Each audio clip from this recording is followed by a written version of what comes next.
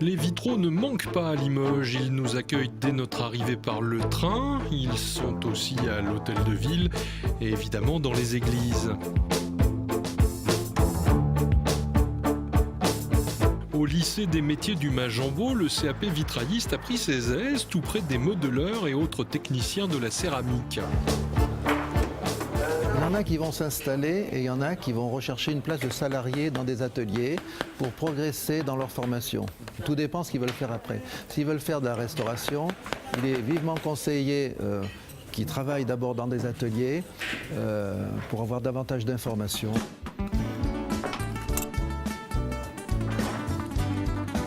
L'aboutissement va être de créer un atelier, si les conditions aussi le permettent. On n'est pas toujours maître de tous les éléments. Mais dans un premier temps, donc, de faire du compagnonnage pour vraiment étoffer cette formation, parce qu'il y en a beaucoup besoin. Mais j'ai déjà eu une porte ouverte sur ce plan-là. Donc je vais aller travailler d'abord avec un professionnel. Déjà, nous avons un stage de fin de formation. Et puis ensuite, voilà, se faire mettre le pied à l'étrier par quelqu'un. Et à terme, peut-être ouvrir un atelier. Come on, baby, light my fire. Come on, baby, light my fire. Je suis tombée par hasard sur cette formation. Artisanat d'art, ça me plaisait toujours, donc je ne me suis jamais vue faire autre chose en fait que l'artistique ou de l'artisanal.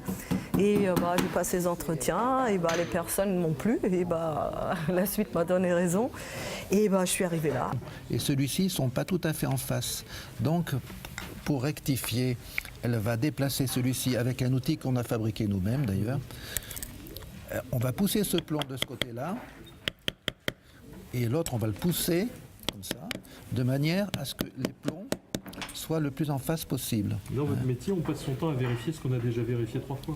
Alors effectivement, à chaque poste, on vérifie en permanence les gestes, au niveau mesure en particulier. À chaque poste, on vérifie au moins 3 fois. C'est quand même... c'est assez courant. Moi, je ne suis pas tellement attirée par la restauration, plus par la création. Moi, j'adore les poissons, donc je suis tout le temps en train de faire des poissons.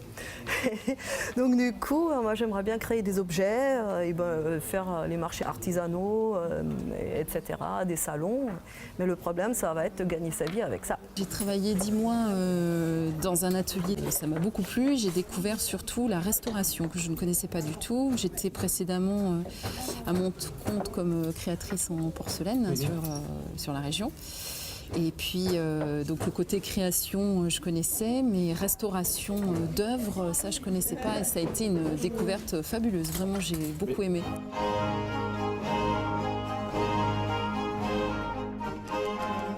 Cette formation est la première du genre, proposée par le Greta Limousin. Une nouvelle session va ouvrir en septembre 2019 et il est encore temps de s'inscrire. À peu près tout le monde peut venir frapper à la porte du Greta. On va privilégier les personnes qui ont déjà au moins un CAP et un BEP pour pouvoir entrer sur cette formation-là. Alors le dossier, il doit être transmis au Greta Limousin, à Limoges. Et ensuite, nous instruisons le dossier. Nous faisons passer des tests techniques. Et ensuite, nous faisons rentrer les personnes en sachant qu'on est sur des publics avant tout des publics demandeurs d'emploi, mais nous pouvons aussi accueillir des salariés en reconversion. Alors sur les demandeurs d'emploi, le financement est assuré par le Conseil régional de la Nouvelle-Aquitaine, sur des financements individuels. Dans ce cadre-là, soit le salarié est financé par son OPCO ou par le fonds GESIF, ou il finance sa formation de façon individuelle. On est sur une formation qui dure 10 mois en alternance. Nous avons à peu près 840 heures de formation et 420 heures de formation en entreprise. Et on est sur des formations qui coûtent globalement 10 000 €. Comme là, par exemple, je vais essayer de réaligner un peu plus son plomb. Il faut qu'il y ait une continuité, quoi, en fait. Donc, on est toujours en train d'ajuster. Et moi, j'adore ça. Donc c'est un métier extrêmement polyvalent. Il y a des sensibilités très contrastées entre un travail sur la table lumineuse avec un pinceau très fin sur un visage et quand on est en train d'ajuster une pierre avec un burin et une masse, c'est deux sensibilités différentes qui doivent cohabiter. Le verre est fascinant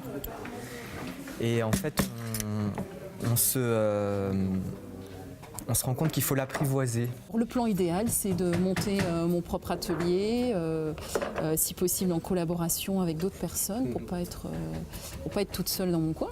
Et puis créer une émulation aussi, et si possible, faire vraiment de la restauration et puis répondre à des demandes de création quand elles se présenteront. Et j'aimerais beaucoup mélanger aussi mon savoir-faire que j'ai pu acquérir en porcelaine, en modelage, et faire des mélanges de matières et sculpter le verre en fait. Dites-moi, la porcelaine, les vitraux, Ouais. il vous manque l'émail.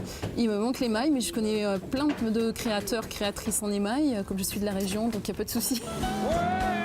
Et il faut reconnaître que le niveau élevé de cette formation porte ses fruits. Encore stagiaires, les futurs vitraillistes réalisent des pièces très techniques à la plus grande satisfaction de Jean-François Guinaud. Light my fire, light my